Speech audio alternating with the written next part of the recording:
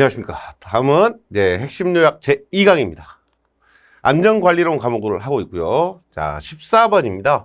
재해율 계산입니다. 필답형 문제에서 한 문제 나올 수 있는 가장 확률 높은 게 재해율 계산하는 문제입니다. 그걸 해결하기 위해서 1번부터 7번까지의 공식이 있는데요. 연천인율. 연천인율은 1년에 1000명이 일한다고 했을 때 재해자의 비율이 얼마냐 이거죠. 이 말을 여러분들이 필기 때부터 들어왔을 거라고 생각을 하고요. 식은 연평균 근로자 수입니다. 근로 시간이 아니라 근로자 수분의 재해자 수 곱하기 뒤에는 1000입니다. 몇 명이 기준이기 때문에 1000명이 기준이고요. 분모가 근로자 수잖아요. 그러니까 뒤에 곱하는 값도 근로자 수의 의미입니다. 근로자 수의 의미예요. 연천인율을 설명해라. 연천인율이라는 말을 설명하라고 하잖아요. 이건 식이고요. 이건 식이고 설명하라고 하면 뭐라고 설명을 해야 됩니까? 연평균 근로자 수가 몇 명일 때 1000명이라고 가정을 했을 때 발생되는 재해자의 수를 말한다. 이렇게 설명한 겁니다. 그게 이 식을 풀어서 말한 거예요. 연천인율은 1년에 1000명이 일한다고 했을 때의 발생되는 재해자가 몇 명이냐 물어본 겁니다. 자, 그렇게 설명도 할 수 있어야 되고요. 식도 당연히 알아야 됩니다. 빈도율, 도수율 다 비례식의 개념이죠. 이거 비례식의 개념이라고 제가 말씀을 필기 때 드렸고요. 필기 때 드렸고 여러분들이 이게 비례식이라는 것을 알고 있으면 아무것도 아닙니다. 빈도율, 도수율은 뭡니까? 자, 연근로 총 시간수잖아요. 그러면 여기도 뭐의 의미예요? 시간의 의미예요. 몇만 시간, 100만 시간 동안 근로시간 100만 시간당 발생하는 재해 건수가 몇 건이냐? 이걸 나타내는 말이 빈도율, 도수율입니다. 시간분의 재해 건수 곱하기 100만 이렇게 하지만 100만의 의미가 시간이고 여기 1000명은 사람 수단 이야기죠. 1000은. 강도율이요. 연근로 총시간 분모는 똑같죠. 시간수. 그러니까 여기도 뭐라고요? 시간이라고요. 그 다음에 근로손실일수가 며칠이냐? 이걸 나타낸 거예요. 강도율은 시간분의 근로손실일수 곱하기 1000인데 이 강도율의 의미는 어떤 의미다? 근로시간 몇 시간당 1000시간당 근로손실일수가 며칠이냐라는 의미예요. 방금 제가 말한 게 어떤 내용입니까? 연천인율, 강도율, 도수율을 설명한 말입니다. 연천인율, 강도율, 도수율, 연천인율 10을 설명하셔. 문제가 연천인율 10, 연천인율을 계산했더니 10이 나왔다. 그럼 연천인율이 10이라는 말의 의미가 어떤 의미냐? 이렇게 쓰라고 문제가 나오게 되면 기술할 수 있어야 된다 이 말이에요. 연평균 근로자 수 몇 명당? 1000명당. 재해자가 몇 명이다? 10명이 다친다라는 의미다. 이렇게 쓸 수 있어야 된다. 연천인율뿐만 아니라 빈도율, 강도율도 그렇다는 이야기예요. 우리는 계산 문제가 나올 거로 저도 예상을 하고 그렇게 나올 거라고 여러분들도 생각하고 있을 거예요. 그렇게 문제가 많이 나왔으니까. 하지만 더 기본적인 문제를 낸다 이 말이죠. 더 기본적인 문제를 이렇게 냈을 때 우리가 이걸 못 써버리면, 틀려버리면 맞아야 할 문제를 놓친 겁니다. 그래서 기본적인 설명을 할 줄 알고 식으로 계산을 할 줄 알아야 된다.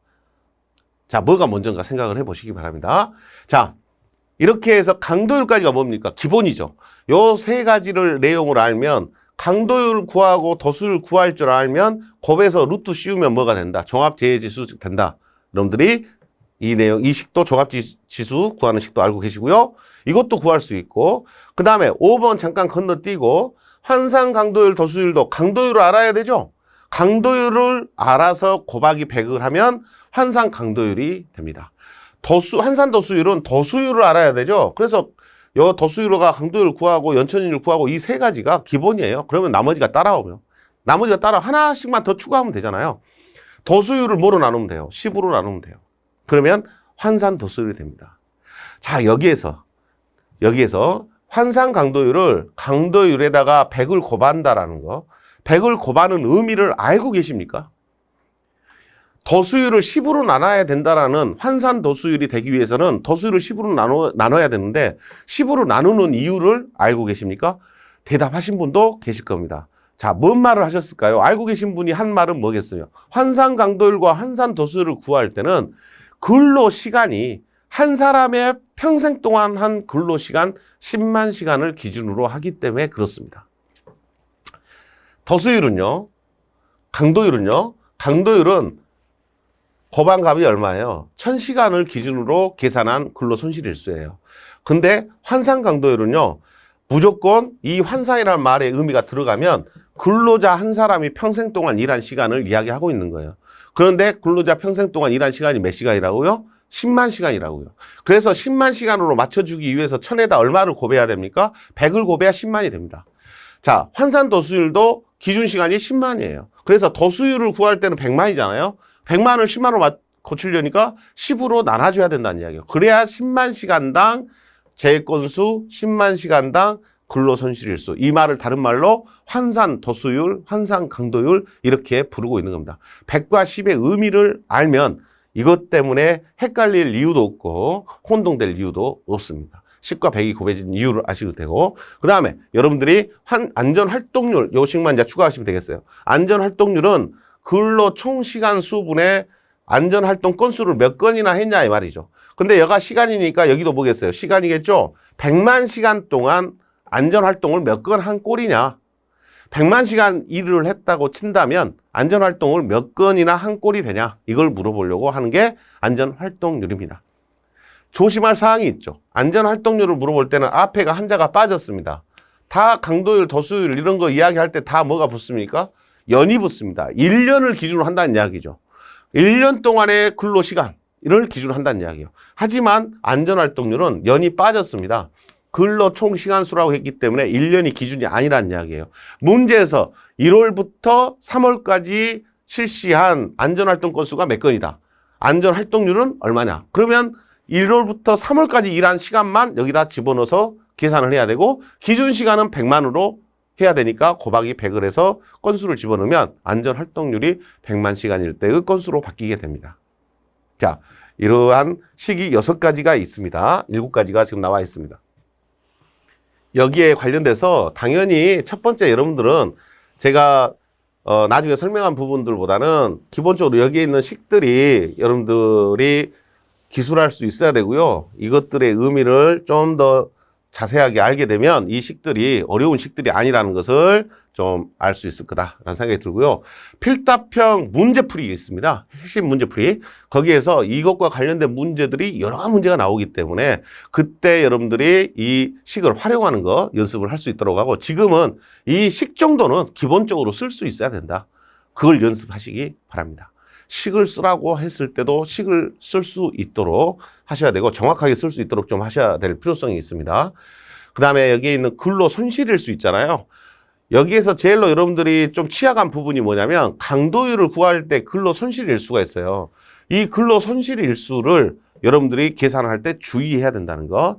특히나 장애 등급이라는 게 있지 않습니까? 장애 등급이 나왔을 때 근로 손실일수를 집어넣기 위해서는 그 장애 등급에 따른 근로 손실일수를 여러분들이 기억을 해 주셔야 됩니다. 1에서 3급, 4급, 5급, 6급, 7급, 8급, 9급, 10급, 11급, 12급, 13급, 14급 있죠? 장애 등급이. 자, 밑에서부터 저는 어떻게 기억하냐면요. 50일을 먼저 기억을 합니다. 14급일 때 50일, 2배 100일, 2배 200일, 2배 400일. 여가 800일이 아니라 600일이에요. 그 다음에 1000일이에요. 1500일이에요. 2200일이에요. 3000일이에요. 4000일이에요.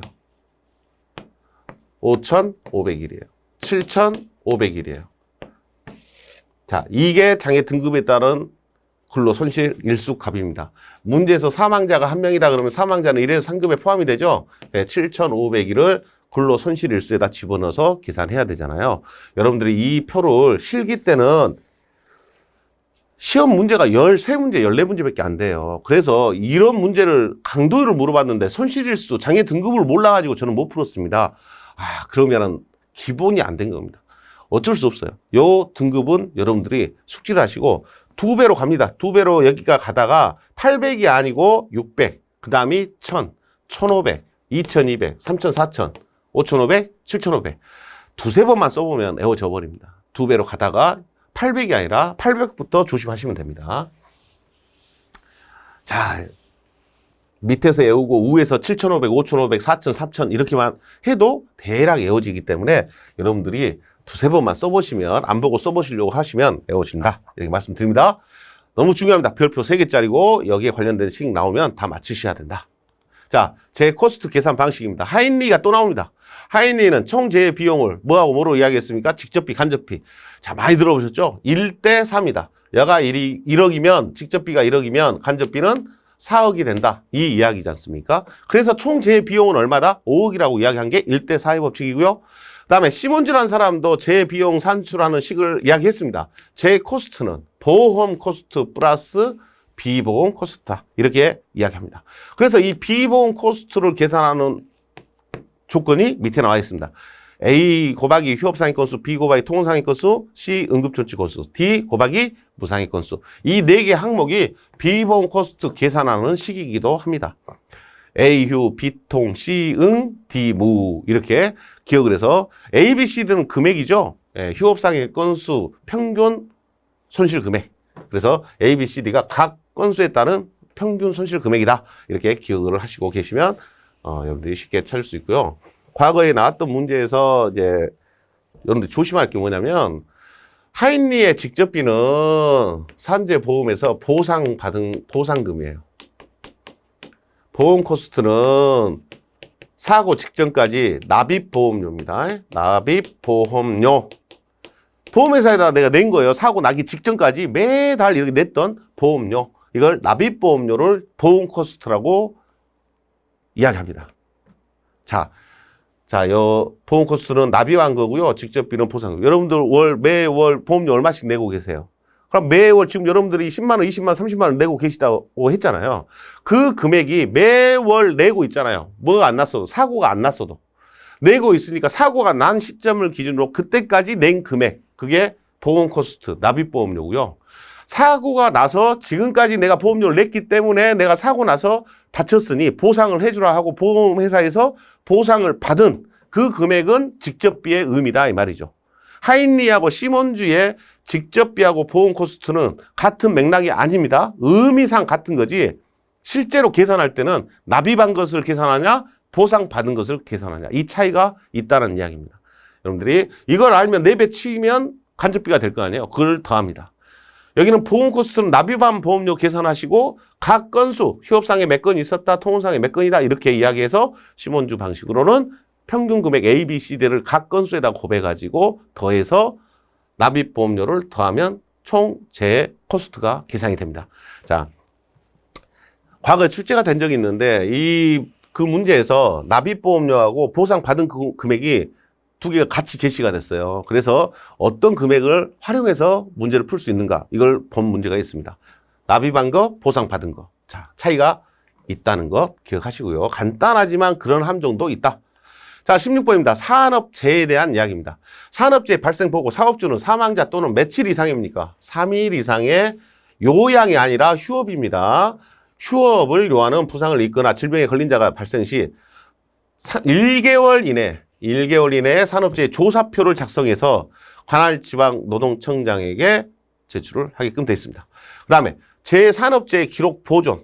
산업재해가 일어나면 기록해야 할 사항이 있습니다. 사업장의 개요, 근로자의 인적사항, 재해 발생 일시 및 장소, 재해 발생의 원인 및 과정, 재해 재발 방지 계획. 이게 산업재해가 일어나게 되면 기록을 해야 할 사항입니다. 4개 큰 타이틀이 있는 거죠. 사업장의 개요, 근로자의 인적사항, 재해 발생의 일시 장소, 원인 과정, 재발 방지 계획. 이렇게 4가지가 산업재해 발생이 되면 기록을 해야 할 사항으로 나와 있습니다. 자, 산업재해 발생 보고 3일이라는 거 기억하시고요. 한 달 안에 보고해야 되고요. 3일 이상 휴업이면 그 보고 사항에는 기록돼야 될 게 4가지가 있다라는 거죠. 산업재해가 일어나면. 자, 중대재해가 나옵니다. 이제 중대재해는 앞에 있는 산업재해하고 약간 차이점이 뭐가 있냐면 중대재해가 일어나도 산업재해 조사표 작성해서 제출을 해야 되겠죠. 한 달 안에. 1개월 이내에. 제출은 당연히 중대재해 제출 대상인데 중대재해는 특이하게도 자, 중대재해가 발생한 사실을 알게 될 때는 지체 없이라는 말이 있습니다. 지체 없이 보고를 해야 될 조건이 됩니다. 지체 없이 보고해야 되는데 뭐 내용을 발생, 개요 및 피해 상황, 조치 및 전망, 기타 중요한 사항 이렇게 세 가지를 지체 없이 보고를 하고 한 달 있다가 산업재해조사표 작성해서 다시 또 보고를 하고 이렇게 2번 보고를 하게 됩니다. 사고 나자마자 이거 보고를 해야 되고 그 다음에 산업재해조사표 작성해서 한 달 안에 또 보고를 하게 되고요. 그래서 문제에서 아무래도 중대재해가 더 크잖아요. 크다 보니까 중대재해가 발생이 됐을 때 지체 없이 보고해야 할 사항 뭐냐 세 가지 써라 이렇게 내릴 수도 있다는 이야기죠. 그래서 이거 물어볼 수 있고요. 기억을 하셔야 됩니다. 그 다음에 중대재해가 뭔지를 알아야 돼요. 사망자가 몇 명입니까? 1명. 3개월 이상의 요양을 요하는 부상자가 동시에 2명. 부상자, 직업성 질병자가 동시에 10명. 이렇게 발생이 되면 중대재해 해당이 됩니다. 1명, 2명, 10명. 1명, 2명, 10명. 이렇게 여러분들 반복하시면서 숙지를 해보시려고 하십니다. 뭐 중대재해 정도는 자주 들어보셔가지고 여러분들이 대략적으로는 알고 계실 것 같습니다. 자, 18번입니다. 재통계 분석 방법입니다. 재통계 분석 방법에는 4가지가 있습니다. 일단 재통계 분석 방법의 종류를 4가지 써라. 이렇게 문제가 나올 수 있기 때문에 일단은 기억을 하셔야 돼요. 파레트도, 특성 요인도, 클로즈 분석도, 관리도 이렇게 4가지를 쓸 수는 있어야 된다. 쓸 수는 있어야 되고 이것을 설명하라는 문제가 나온 적이 있습니다. 그래서 파레트도는 뭐냐? 분류 항목의 빈도가 큰 순서대로 도식화하여 분석하는 방법. 막대 그래프라고 했죠. 그 다음 특성 요인도는 뭐하고 뭐를 나타냅니까? 원인과 결과를 고기뼈 모양으로 분석하는 방법. 특성 요인도 어골상 분석이라는 말 기억나시죠? 클로즈 분석도 둘 이상의 관계를 분석하는 것으로 요인별 결과를 교차 그림으로 분석하는 방법. 이런 식으로 특성 요인도. 관리도 상한선과 하한선을 잡고 목표 관리를 하는 거. 목표 추이 관리를 하며 파악 분석하는 방법을 말합니다. 목표 추이를 파악 분석하는 방법에서 관리도 이렇게 부릅니다. 상한선, 하한선 이런 말들이 사용이 되고 있습니다. 자, 여러분들이 설명하라는 문제가 나올 수도 있다는 거 감안하시고 2개 정도는 쓸 수 있도록 하시면 좋을 것 같아요. 저는 1, 2번을 권장합니다. 1, 2번이 쓰기가 쉬우니까. 원인과 결과를 어곤사고로 분석하는 방법 하면 특성 요인도고요. 분류 항목이 큰 순서대로 도식화하는 방법 이렇게 하면 파레트도가 설명이 됩니다. 자, 이렇게 1, 2번 정도는 쓸 수 있도록 준비해 주시기 바랍니다. 4가지 종류는 알고 계셔야 될 거고요. 자, 19번입니다. 안전점검의 종류입니다. 안전점검의 종류. 매일 작업 전중 후 실시하는 게 뭡니까? 일상점검이죠. 예, 일상점검. 기간을 정해놓고 매월, 분기, 반기 이렇게 하는 게 정기점검이죠. 특별점검, 안전 강조기간 또는 설비의 고장 발생 시 실시하는 점검이 특별점검입니다.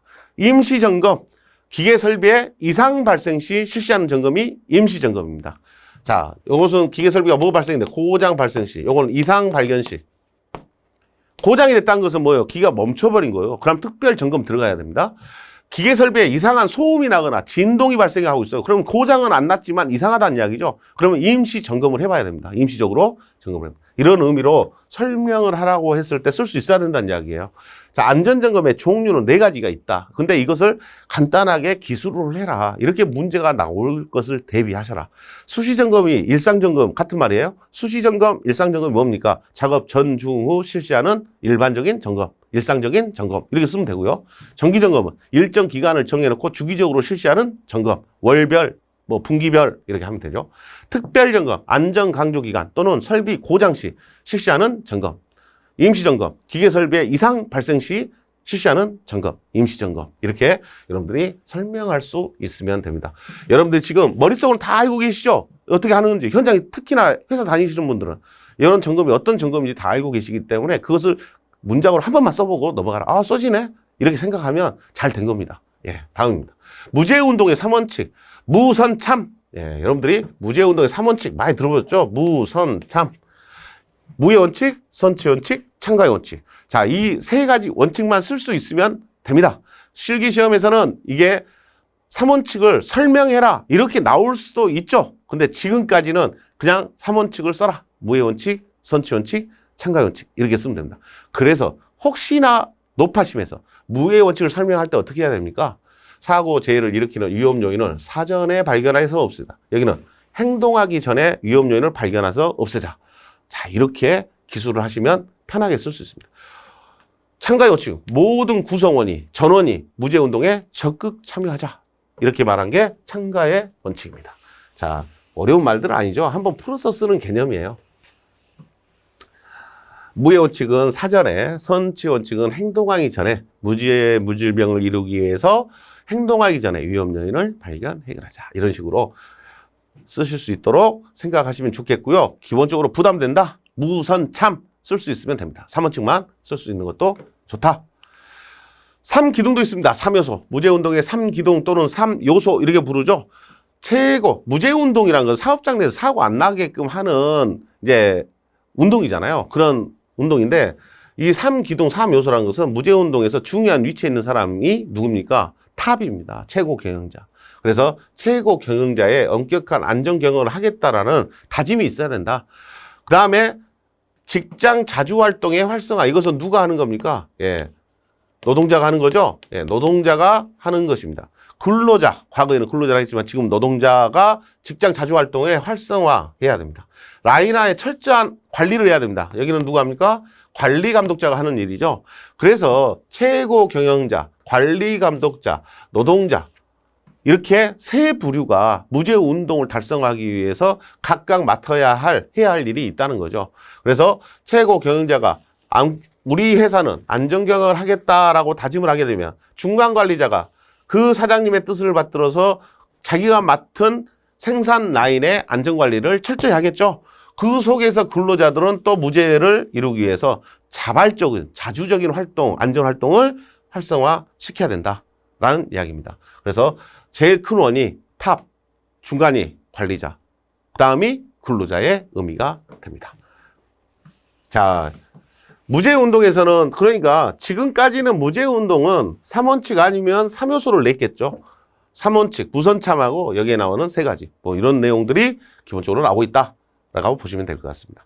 자, 22번입니다. 안전관리의 4사이클 PDCA 계획, 실시, 플랜, 두, 체크, 액션이라고 부르죠. 그래서 PDCA에서 계획, 실시, 검토, 조치. 이것을 사이클이니까 순환을 시키는 거잖아요. 계속 조치하고 검토하고 조치하고 또 다시 계획 세우고 실시하고 검토하고 조치하고 이런 것들이 반복되는 계속 사이클로 이루어지는 것을 안전관리의 4사이클이라고 합니다. 이게 생산으로 가면 뭐가 됩니까? 생산관리의 4사이클. 품질로 가면 품질관리의 4사이클. 이렇게 널리 사용되는 사이클이에요. 그래서 PDCA, 계획 실시, 검토, 조치. 이것을 4사이클이라고 부른다. 간단하게 보시고 넘어가셔도 좋겠습니다. 위험예지 훈련 4라운드. 이런 문제는 이제 자주 나오죠. 맞추라고 내는 거고 여러분들이 별표해 놓으시고 기본적으로 현본, 대목 이렇게 기억합니다. 위험예지 4라운드 갖고 작업형 시험 낸다 그랬어요. 위험예지 훈련 4라운드를 작업형 시험에서 현상 파악해보고 본질 추구, 위험의 포인트가 뭔지 찾아보고 대책 세우고 목표 설정하자. 이런 게 위험예지 훈련이잖아요. 작업형 시험에서 나오는. 자, 위험예지 4라운드, 현본, 대목, 1라운드, 2라운드, 3라운드, 4라운드 이렇게 씁니다. 현본, 대목, 현상 파악, 본질 추구, 대책 수립, 목표 설정. 이렇게 이야기합니다. 이 문제도 나오면은 그냥 이렇게 단계 쓰라는 정도밖에 안 된다는 이야기죠. 그래서 네 가지 쓸 수 있으면 좋겠고요.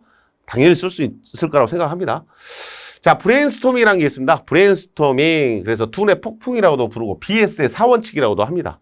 그래서 비자, 대수. 저는 그렇게 여러분들한테 이야기합니다. 비자, 대수. 자, 비자, 대수. 비판 금지, 자유 분방. 대량 발언, 수정 발언 이렇게 말하는 겁니다. 그래서 어려운 말 아니죠. 자유스러운 분위기에서 회의가 진행될 수 있도록 하자. 상대방의 말에, 다른 사람의 말에 비판하지 말자. 수정 발언, 다른 사람의 의견에 덧붙여 발언하는 것은 허용된다. 대량 발언, 많은 말을 하게끔 분위기를 만들자. 이런 게 의미입니다. 대량 발언, 수정 발언, 비판 금지, 비자, 대수. 간단하죠? 예. 안전관리, 안전관찰 사이클입니다. 스탑이라고도 부르는데요. 안전관리자가 안전관찰하는 순서입니다. 안전관리자가 우리 공장 내가 한번 돌아봐야 돼. 안전점검 해봐야겠다. 안전관찰을 한번 해봐야겠다. 이렇게 마음 먹었을 때 제일 먼저 뭐 하겠습니다? 결심을 합니다. 나 오늘 1공장의 A라인을 한번 안전관찰하겠다. 그럼 결심이죠. 오늘 하겠다. 그 다음에 정지를 합니다. 정지란 말은 그 현장에 가서 제일 그 라인이 돌아가는 모양이 잘 보이는 위치를 선점을 합니다. 그 선정을 해서 그 자리에서 정지를 합니다. 정지를 한다면 뭐 하겠어요? 유심하게 관찰합니다.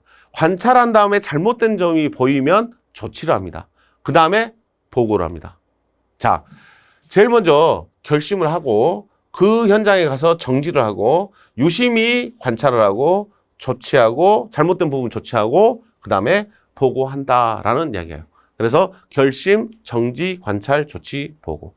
자, 현장에 안전 관찰을 한다, 안전 점검을 한다 이렇게 했을 때 움직이면서 안전 점검을 하는 것은 위험한 요소를 찾기에는 부적합합니다. 자기가 움직이면서 한 바퀴 삥 돈다 그러면서 개선할 수 있는 건 한계가 있고요. 이 현장에서의 안전관리는 본인이 하나의 사이클, 하나의 공정이 다 이루어질 때까지 유심히 쳐다보고 있었을 때 작업자들의 행동이나 방법이나 이런 것들에서 잘못된 것들이 나온다는 이야기죠. 그래서 정지라는 말이 들어가 있어요. 그 다음에 정지를 한 다음에 유심히 쳐다봐라. 그러면 잘못된 부분이 나오면 안전은 즉시 조치죠. 안전은 잘못된 부분이 즉시 조치, 그 자리에서 조치해야 됩니다. 그 다음에 보고서 씁니다. 자, 이게 안전관리자의 안전관찰 사이클입니다. 결심, 정지, 관찰, 조치, 보고. 딱 무조건 결심, 정지, 관찰, 조치, 보고 이렇게 외우지 마시고, 결심을 하고, 어디 가겠다 결심하고, 그 장소에 가서 정지하고, 유심히 관찰하고, 잘못된 거 바로 조치하고, 보고한다. 이렇게 말을 만들어 보시기 바랍니다. 자, 25번까지 이 내용을 살펴봤습니다. 자, 여러분들이 지금 2강에서 가장 핵심 하나만 뽑아라. 그러면 뭡니까? 제율입니다. 나머지 간단한 단계나 원칙 뭐 이런 것들이잖아요. 제율 계산을 하는 문제는 거의 90% 나올 확률입니다. 그것을 놓치지 않도록 문제 풀이할 때 집중하시기 위해서는 지금 식을 정확하게 알고 있어야 된다. 의미까지도 알고 있어야 된다. 이렇게 생각을 합니다. 자, 제율 한 번 더 보세요. 예, 다음 강좌에서 뵙겠습니다.